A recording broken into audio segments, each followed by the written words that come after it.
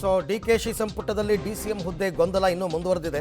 ಹೊಸ ಸರ್ಕಾರದಲ್ಲಿ 3-4 ಡಿಸಿಎಂ ಹುದ್ದೆ ಅಥವಾ ಡಿಸಿಎಂ ಹುದ್ದೆನೇ ಇಲ್ವಾ ಅಂತ. ಡಿಸಿಎಂ ಹುದ್ದೆ ಬಗ್ಗೆ ಇನ್ನೂ ಫೈನಲ್ ಮಾಡಿಲ್ಲ ಹೈಕಮಾಂಡ್. ಡಿಸಿಎಂ ಪಟ್ಟಕ್ಕೆ ಡಿಮ್ಯಾಂಡ್ ಜಾಸ್ತಿ ಆಗಿದೆ. ಹೈಕಮಾಂಡ್ ಏನು ನಿರ್ಧಾರ ಮಾಡೋದು ಗೊತ್ತಿಲ್ಲ. ಡಿಸಿಎಂ ಹುದ್ದೆ ಬೇಡ ಅಂತ ಮನವರಿಕೆ ಮಾಡ್ತಾರಾ ಡಿ ಕೆ ಶಿವಕುಮಾರ್ ಮಾತನ್ನು ಹೈಕಮಾಂಡ್ ಒಪ್ಪುತ್ತಾ ಇಲ್ವಾ? ಜಾತಿವಾರು ಸಮುದಾಯದ ಮನವೊಲಿಕೆಗೆ ಡಿಸಿಎಂ ಹುದ್ದೆ ಸೃಷ್ಟಿ ಆಗೇ ಬಿಡುತ್ತಾ ಅಂತ. ಡಿ ಕೆ ಶಿವಕುಮಾರ್ಗೇನೋ ಮನಸ್ಸಿಲ್ಲ, ಸಿದ್ದರಾಮಯ್ಯನವ್ರಿಗೆ ಮನಸ್ಸಿದೆ, ಮಾಡಬೇಕು ಅಂತ.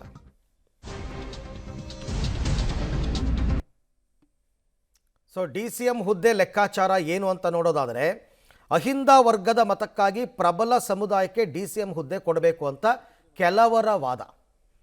ಸೊ ಲಿಂಗಾಯತ ಡಿಸಿಎಂ ಹುದ್ದೆ ಕೊಟ್ಟು ಪ್ರಬಲ ಜಾತಿಗಳು ಕಾಂಗ್ರೆಸ್ ಬಿಟ್ಟು ಹೋಗದಂತೆ ತಂತ್ರವನ್ನು ಹೂಡಬಹುದು ಅಂತ ಹೇಳಲಾಗ್ತಾ ಇದೆ.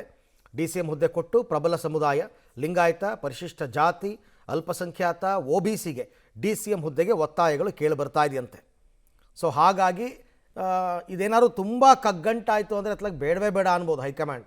ಯಾರಿಗೂ ಡಿಸಿಎಂ ಬೇಡ ಬಿಡ್ರಪ್ಪ ಅನ್ಬೋದು. ಡಿಸಿಎಂ ಹುದ್ದೆ ಬೇಡ ಅನ್ನೋದು ಡಿ ಕೆ ಶಿವಕುಮಾರ್ ಅವರ ಲೆಕ್ಕಾಚಾರ. ಡಿಸಿಎಂ ಹುದ್ದೆ ಸೃಷ್ಟಿ ಮಾಡಿದ್ರೆ ಸರ್ಕಾರದಲ್ಲಿ ಗೊಂದಲ ಸೃಷ್ಟಿಯಾಗಬಹುದು. ಸುಮ್ಮನೆ ಪವರ್ ಸೆಂಟರ್ಗಳಾಗುತ್ತೆ, ಗೊಂದಲ ಸೃಷ್ಟಿಯಾಗುತ್ತೆ. ಡಿಸಿಎಂ ಹುದ್ದೆಯಿಂದ ಪವರ್ ಸೆಂಟರ್ಗಳ ಗೊಂದಲ ಕೂಡ ಉಂಟಾಗಬಹುದು. ಹಾಗಾಗಿ ಪ್ರಬಲ ಸಮುದಾಯಕ್ಕೆ ಪ್ರಬಲ ಖಾತೆಗಳನ್ನು ಕೊಡೋಣ ಅಂತ ಡಿಸಿಎಂ ಹುದ್ದೆ ಬೇಡ ಅನ್ನೋ ಲೆಕ್ಕಾಚಾರದಲ್ಲಿ ಡಿ ಕೆ ಶಿವಕುಮಾರ್ ಇದ್ದಾರಂತೆ. ಇದನ್ನು ಹೈಕಮಾಂಡ್ಗೆ ಅವ್ರು ಕನ್ವಿನ್ಸ್ ಮಾಡ್ಬೋದು. ಬಟ್ ಸಿದ್ದರಾಮಯ್ಯನವ್ರು ಒಪ್ಪಬೇಕಲ್ಲ. ಸಿದ್ದರಾಮಯ್ಯನವರು ಮುಖ್ಯಮಂತ್ರಿ ಆಗಿದ್ದಾಗ ಡಿ ಕೆ ಶಿವಕುಮಾರ್ DCM ಆದರು. ಈಗ ಡಿ ಕೆ ಶಿವಕುಮಾರ್ CM ಆದಾಗ DCMೇ ಬೇಡ ಅಂದರೆ ಹೆಂಗೆ? ಅದು ಯಾವ ಲೆಕ್ಕಾಚಾರ? ಅದು ಒಪ್ತಾರಾ? ನೋಡಬೇಕು. ಈ ಬಗ್ಗೆ ಮತ್ತಷ್ಟು ಮಾಹಿತಿ ನನ್ನ ಕೊಲೀಗ್ ಸುಖೇಶ್ ಅವರಿಂದ ಪಡ್ಕೊಳ್ಳೋಣ. ಸುಖೇಶ್, ಸಿದ್ದರಾಮಯ್ಯನವರು ಮುಖ್ಯಮಂತ್ರಿ ಆದಾಗ ಡಿ ಕೆ ಶಿವಕುಮಾರ್ DCM ಆದರು. ಈಗ ಡಿ ಕೆ ಶಿವಕುಮಾರ್ CM ಆಗಬೇಕಾದ್ರೆ DCM ಪೋಸ್ಟೇ ಬೇಡ ಅಂತಂದರೆ ಹೈಕಮಾಂಡ್ ಮತ್ತು ಸಿದ್ದರಾಮಯ್ಯನವರು ಇದನ್ನು ಒಪ್ತಾರಾ ಅಂತ ಪ್ರಶ್ನೆ. ಅರವಿಂದ್, ಅದಕ್ಕೂ ಇದಕ್ಕೂ ಹೋಲಿಕೆ ಮಾಡೋಕ್ಕೆ ಸಾಧ್ಯ ಇಲ್ಲ. ಯಾಕಂದ್ರೆ ಅವತ್ತಿನ ಪರಿಸ್ಥಿತಿ ಬೇರೆ, ಇವತ್ತಿನ ಪರಿಸ್ಥಿತಿ ಬೇರೆ. ಅವತ್ತು ಸರ್ಕಾರವನ್ನು ಅಧಿಕಾರಕ್ಕೆ ತಂದವರು ಇಬ್ಬರ ಶ್ರಮದಿಂದ ಅನ್ನುವಂಥದ್ದಿತ್ತು. ಅದು ಸಿದ್ದರಾಮಯ್ಯ ಅವರು ಮತ್ತು ಡಿ ಕೆ ಶಿವಕುಮಾರ್ ಅನ್ನುವಂಥದ್ದು. ಇಬ್ಬರಲ್ಲಿ ಒಬ್ಬರು ಮುಖ್ಯಮಂತ್ರಿ ಆಗಬೇಕಿತ್ತು. ಹಾಗಾಗಿ ಮುಖ್ಯಮಂತ್ರಿಯಾಗಿ ಸಿದ್ದರಾಮಯ್ಯ ಅವರು ಅನಿವಾರ್ಯ ಆಯ್ಕೆ ಆಗಿದ್ದರಿಂದ ಮತ್ತು ಡಿ ಕೆ ಶಿವಕುಮಾರ್ ಅವರು ಕೂಡ ಅಷ್ಟೇ ಅನಿವಾರ್ಯವಾಗಿ ಅದನ್ನು ಒಪ್ಕೊಳ್ಳೇಬೇಕಿತ್ತು. ಅದು DCM ಸ್ಥಾನ ಒಂದೇ ಬೇಕು ಅನ್ನುವಂಥ ಪಟ್ಟು ಎಲ್ಲ ಹಿಡಿದು ಅವರ ಹತ್ರ ಸಾಧಿಸ್ಕೊಂಡ್ರು. ಆದರೆ ಇವತ್ತು DCM ಹುದ್ದೆಯ ಸೃಷ್ಟಿ ಯಾವ ಕಾರಣಕ್ಕೆ ಅನ್ನುವಂಥದ್ದು ಪ್ರಶ್ನೆ. ಹಿರಿಯ ನಾಯಕರುಗಳು ಅಸಮಾಧಾನಗೊಳ್ತಾರೆ ಅಂತನಾ, ಪ್ರಬಲ ಜಾತಿಗಳಿಗೆ ಮಣೆ ಹಾಕಬೇಕಾದ ಅನಿವಾರ್ಯತೆ ಇದೆ ಅನ್ನೋ ಕಾರಣಕ್ಕೇನಾ, ಅಥವಾ 2028 ಚುನಾವಣೆಗೆ ಹೋಗಲಿಕ್ಕೆ ನಾವು ಇಂಥ ಸಮುದಾಯಗಳಿಗೆ ಇಂಥ ಅವಕಾಶಗಳನ್ನ ಕೊಟ್ಟಿದ್ವಿ ಅಂತ ಹೇಳ್ಕೊಳ್ಳಿಕ್ಕೆ ಒಂದು ವೇದಿಕೆ ಸೃಷ್ಟಿಯಾಗುತ್ತೆ ಅನ್ನೋ ಕಾರಣಕ್ಕೇನಾ, ಹೀಗೆ ಯಾವ ಕಾರಣಕ್ಕೆ DCM ಮಾಡಬೇಕಾದ್ರೂ ಕೂಡ ಪ್ರಮುಖವಾಗುತ್ತೆ. ಆದರೆ ಕೆಲವು ನಾಯಕರುಗಳು DCM ಸ್ಥಾನದ ನಿರೀಕ್ಷೆಯಲ್ಲಿ ಇದ್ದಾರೆ. ಆದರೆ ಅಷ್ಟು ಸುಲಭಕ್ಕೆ ಒಪ್ಕೊಳ್ತಾರ CM ಅನ್ನುವಂಥದ್ದು ಪ್ರಶ್ನೆ.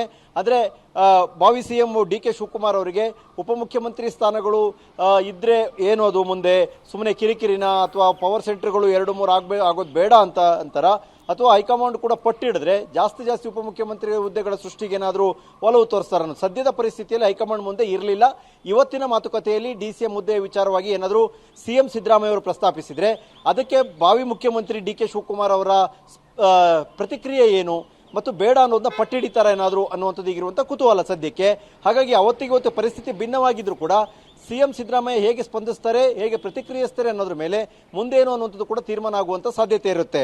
Arvind, okay, thank you Sukhesh ತಮ್ಮೆಲ್ಲ ಮಾಹಿತಿಗೆ. ದೃಶ್ಯದಲ್ಲಿ ತಾವೀಗ ನೋಡ್ತಿರೋದು ಏನಿಲ್ಲ, ಡೆಲ್ಲಿ ರೀಚ್ ಆಗಿದ್ದಾರೆ ಡಿ ಕೆ ಶಿವಕುಮಾರ್, ಸಿದ್ದರಾಮಯ್ಯ ಒಟ್ಟಿಗೆ ಹೋಗಿದ್ದಾರೆ, ಡೆಲ್ಲಿ ರೀಚ್ ಆಗಿದ್ದಾರೆ.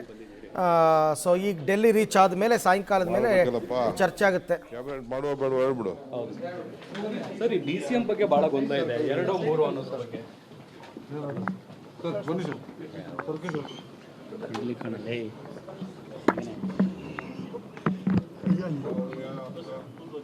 ಶಿವಕುಮಾರ್ ಅವರು ದೆಹಲಿ ತಲುಪಿದ್ದಾರೆ, ಸಿದ್ದರಾಮಯ್ಯನವರು ತಲುಪಿದ್ದಾರೆ. ಕ್ಯಾಬಿನೆಟ್ ಫಾರ್ಮೇಷನ್ ಮಾಡಬೇಕು ಅಂದರೆ ಹೈಕಮಾಂಡ್ ಜೊತೆ ಚರ್ಚೆ ಆಗಬೇಕು. ಮಲ್ಲಿಕಾರ್ಜುನ್ ಖರ್ಗೆ ಅವರು ಕೂಡ ಇನ್ನೂ ಡೆಲ್ಲಿ ರೀಚ್ ಆಗಿಲ್ಲ, ವೇಣುಗೋಪಾಲ್ ಕೂಡ ಡೆಲ್ಲಿನಲ್ಲಿಲ್ಲ. ಎಲ್ಲ ಸಾಯಂಕಾಲದಷ್ಟೊತ್ತಿಗೆ ಬರ್ತಾರೆ ಅಂತ ಮಾಹಿತಿ. ಬಂದ ಮೇಲೆ ಚರ್ಚೆಗಳಾಗುತ್ತೆ.